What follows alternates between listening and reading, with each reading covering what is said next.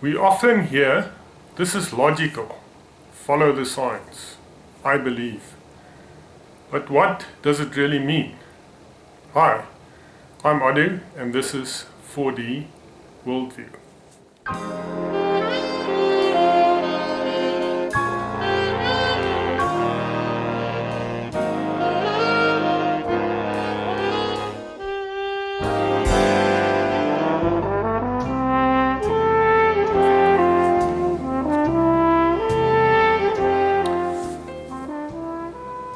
While preparing for this talk, I soon find myself down a rabbit hole looking for a good explanation of what logic actually means. I quickly realized that the term logic not only takes on different meanings under different circumstances, but depends a lot on language and therefore culture as well. I found books written on the subject going as far back as 1870 and surmised that we are still struggling with some of the basic principles today. I would like to start out with some formal definitions and examples and then give my own take on logic. Let us start with some formal definitions. According to Merriam-Webster, logic is the science of the formal principles of reasoning, while it is the study of truths based completely on the meaning of the truths they contain, as stated in Britannica. From these definitions, it follows that there are more than one type of logic. One of the categorizations can be found online in examples.yourdictionary.com, where 4 types are identified. Informal logic is usually a conditional syllogism used in everyday parlance. A syllogism consists of a major or a general premise followed by a minor or a specific premise from which a conclusion is deduced. An example of this type of logic would be, if I work fast and the weather permits, I should finish painting the fence today. Clearly, this statement contains a few uncertainties, like what is meant by working fast. The term weather permits can also be open for interpretation. Formal logic, according to yourdictionary.com, on the other hand, is more exact with little wriggle room for interpretation. The following syllogism illustrates this. Charlotte is living in France. France is in Europe. Charlotte is therefore living in France. Yourdictionary.com then lists symbolic logic as how symbols relate to each other, while mathematic logic is simply formal logic applied to maths. In my opinion, these are simply variations of formal logic. To my simple mind, logic boils down to 3 types only. Binary logic, where the proposition leads to only 2 possible outcomes, true or false. This is best explained in terms of the computer logic operators, or as I sometimes call Boolean operators, like, and, or, and not, which are the most common. The example used for formal logic above is a typical example of binary AND logic. Charlotte is living in France and France is in Europe. This implies that Charlotte lives in Europe. But not everything is black or white. There are shades of grey. Therefore, there is also the concept of fuzzy logic in computers. Here we assign a likelihood of something between 0 or false to 1 or true to the propositions. Do the fuzzy logical operations on these to arrive at the likelihood that the conclusion is true, again a value between 0 and 1. Here we are not working with the binary or Boolean operators, but a new set where union, intersection, and complement are examples. If we are splitting hairs, we may well say that binary logic is a subset of fuzzy logic, where only 0 and 1 is used. And then there's my favorite type of logic, the who is asking logic. Here the outcome is not determined by the propositions, but rather by what can be achieved by the answer. The argument goes something like this. Whether proposition A is true and or proposition B is true is of no consequence, but the outcome must be to my own selfish best interest. Laugh at your own peril, because if you have not encountered this type of logic, you surely will, and you can argue with your best logic as much as you like, you will simply hit a brick wall. This brings me to my favorite quote on logic, and it takes us back to 1870 when William Stanley Jevons stated, "Logic is not only an exact science, but is the most simple of all sciences. It ought therefore undoubtedly to find some place in every course of education." Yep, we can do with that. So this leads us nicely to our next topic, namely scientific methodology, as it should now be abundantly clear that logic is a science and should be treated as such. The scientific method usually consists of a few steps. One makes an observation from which a hypothesis is drawn. This usually must be a falsifiable statement. The substance of the statement is then tested, often through experimentation. The data thus gathered can then be analyzed to see to what degree the statement holds true. In some cases, a single observation can prove the hypothesis false, but more often we have a level of confidence that the hypothesis is true. From this, a conclusion is drawn that can lead to recommendations. To illustrate how this works, I'm going to use malaria as an example. Malaria is known as a disease afflicting people living in tropical areas close to marshlands. Since the air smells of rotten plant material in the marshy areas, an observation was made that breathing foul-smelling air and contracting malaria is linked. The hypothesis is therefore a simple statement. Foul-smelling air causes malaria. To test the statement, one can simply determine which percentage of people that breathe foul-smelling air contracted malaria versus those living in dry areas where the air does not smell bad. Analysis of this data will lead to a conclusion with a reasonable degree of certainty that foul-smelling air does indeed cause malaria, since the people near the standing pools of water will more likely be bitten by mosquitoes carrying malaria than those living in dry areas. The recommendation to avoid areas with foul-smelling air will not be unreasonable and will to some degree alleviate the problem. Therefore, the hypothesis held sway for quite a long time. So where is the flaw in the logic? Or is it a failure in logic at all? There is certainly a correlation between the contraction of malaria and the breathing of foul-smelling air, but it's not a causal correlation. Etiology, or the science of looking for the causes of phenomena, is one of the earliest fields of study and one of the most basic. In our example, the theory remained mainstream until studies using the newly developed microscopes discovered the real pathogen, the Plasmodium parasite. Remember, it takes only one observation to disprove a theory. Therefore, the cause of the disease, although usually transmitted through a specific species of mosquito, mostly living in smelly areas, can also be transmitted through things like blood transfusion or mother to unborn child. This leads us squarely to the statistics and certainty. Can we ever be 100% sure of anything?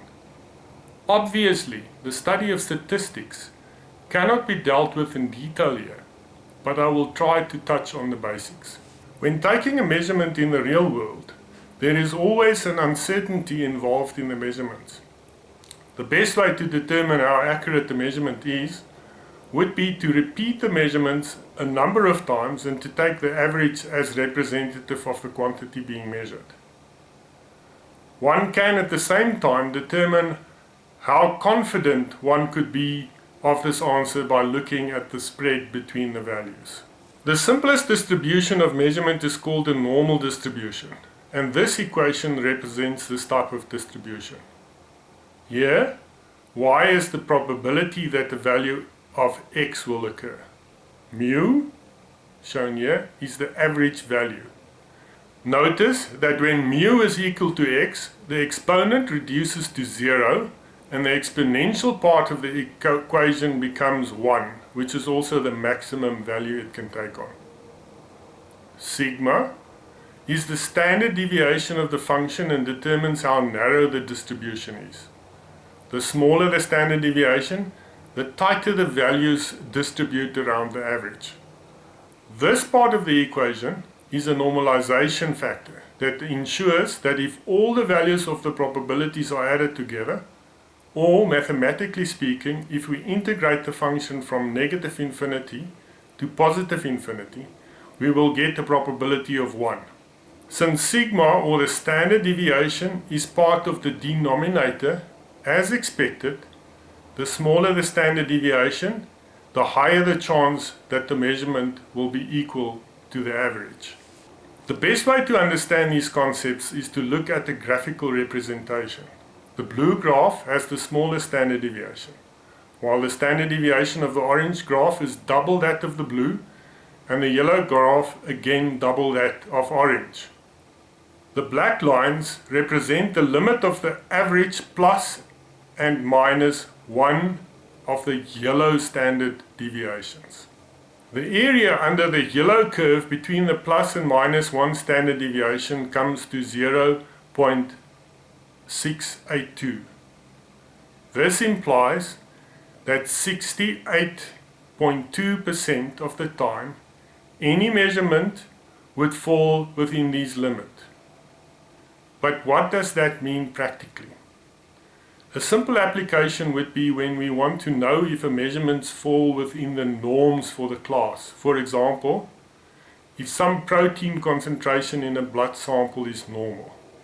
We would take samples from a large number of healthy individuals and determine the average and standard deviation.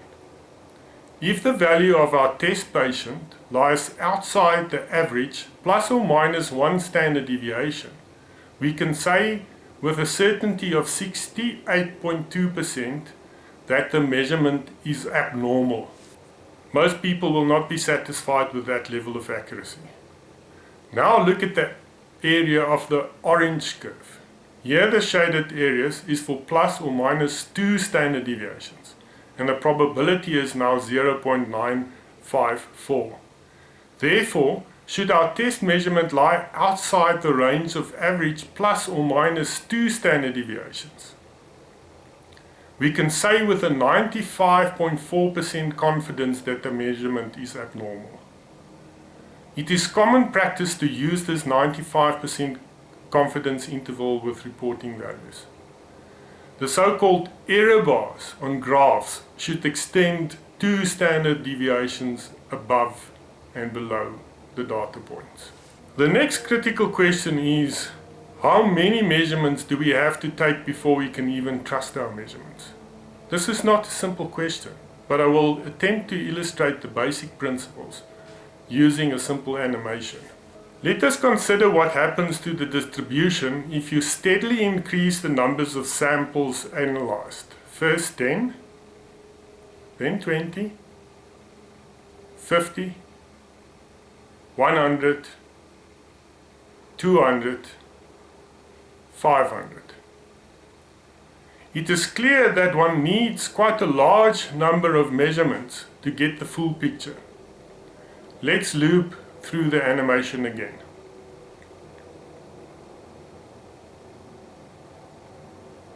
Next we run the same experiment, but now the spread is much narrower, or to put it differently, the standard deviation is less. Notice how much quicker we get to a reliable set of values. The number of measurements needed to lay down a baseline is therefore strongly dependent on the variation in the measurements. This variation could be introduced by the measurement technique itself and/or the natural variability in what is being measured. Often, we want to see if we can spot if there are differences in populations. For example, we can see a difference in the blood concentration of the protein when some patients are taking medications where others don't. Here there are often big differences in number between the populations. In this first case, it would be challenging to deduce that there are two populations. But in the next case, the differences show itself even for this small numbers. As a rule of thumb, the smaller the differences we want to find, the larger we must make the sample. But of course there's more. Often in science, there is a lot of noise in the measurements. In this animation, you can see that a peak that normally would be easily visualized can be swallowed up in the background of noise. The signal to noise ratio is therefore an important consideration. We can therefore almost never be 100% sure of any scientific theory. In the malaria example, the correlation between the foul-smelling air and the malaria is quite likely to be with a reasonable confidence. However, a single observation proved the theory false. The famous physicist Feynman puts it clearly in the following statements. I would rather have questions that cannot be answered than answers that cannot be questioned. Religion is a culture of faith. Science is a culture of doubt. If you thought that science was certain, well, that's just an error on your part. So who do you believe? There are a few strategies. First herd. You believe the first person that brings up the issue. This is a natural reaction as you have not yet heard the other side of the story. Heard from a trusted source, usually an expert in the field or someone you know and respect. It fits your own narrative. Sometimes we desperately want to believe something because the alternative explanation might clash with your belief system. Shouting the loudest. Here I don't necessarily refer to actually shouting, but often one is bombarded by various media all headlining the same matter. Scientific support. I propose that this may well be the best option, but it certainly is not without pitfalls, as we shall soon see. There are often politics in science, and by politics I don't just refer to politics in the government of a country, but politics in the government of scientific study. An example would be if you are a senior scientist that has spent his whole life pursuing a specific theory, you will probably not encourage your juniors to try and disprove it, or to put more effort into alternative theories. Then there is the question of independence. What is the agenda of the scientists' paymasters? Perhaps we should value the opinions of the retired scientists more. I am absolutely in favor of a peer review process for publications. Unfortunately, it seems that what so often happens in hierarchies, this process is not being applied vigorously, and a lot of nepotism seems to be taking place. Consensus. Consensus does not exist in real scientific endeavor and should not be mentioned in the same sentence. All alternatives should be debated vigorously, and the opinions of those that refuse to get into a debate should be discarded. I believe that all points of view, and I mean all points of view, should be approached with a good dose of healthy skepticism. Ask yourself a few pertinent questions. Can this theory be falsified? If not, it is not a scientific statement. What will it take to prove the theory wrong? What are the error bars on the data points? In other words, how sure can you be of the data? It is also important to determine what the impact would be on your life, should you firmly hold to a point of view. Some issues are simply so trivial that it's the waste of your time to study deeply. Once you are assured that it is worth your while to find an answer, you must do your homework and study all the available material. Finally, consider all points of view, weigh appropriately, and come to a conclusion. Just remember, be open to change your mind if new information comes to light. If you have not viewed my 4D worldview video, perhaps it's a good time to do it now, as it sets out how one may approach life's deep questions. In the next talk, I will tackle a matter close to my heart: radiation, risk and rewards. You cannot miss it.